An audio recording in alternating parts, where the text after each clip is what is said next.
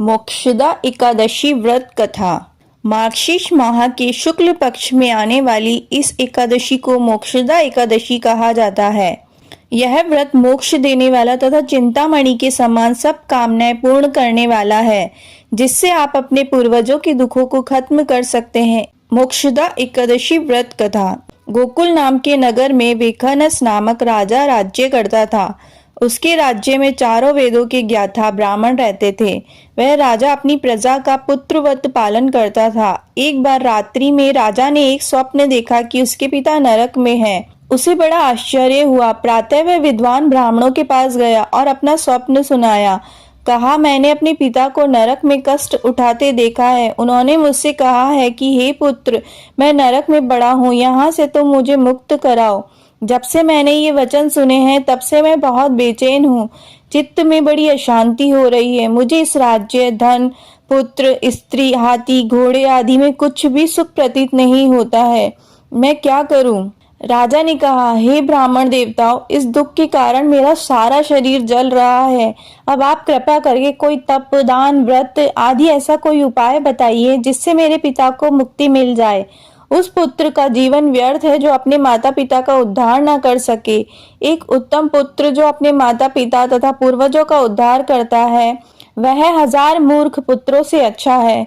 जैसे एक चंद्रमा सारे जगत में प्रकाश कर देता है परंतु हजारों तारे नहीं कर सकते। ब्राह्मणों ने कहा, हे राजन, यहाँ पास ही भूत, भविष्य, वर्तमान के ज्ञाता पर्वत ऋषि का आश्रम है। आपकी समस्या का हल वे जरूर देंगे।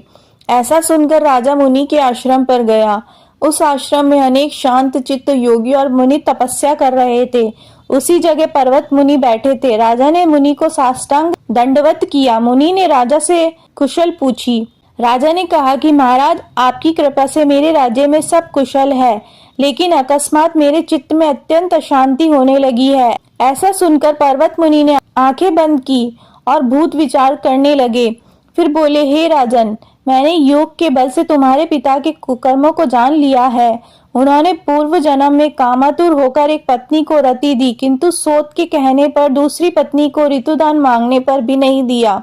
उसी पाप कर्म के कारण तुम्हारे पिता को नरक में जाना पड़ा है। तब राजा ने कहा, इसका कोई उपाय बताइए। मुनि बोले, हे राजन, आप मार्गशीर्ष एकादशी का उपवास करें और उस उपवास के पुण्य को अपने पिता को संकल्प कर दे।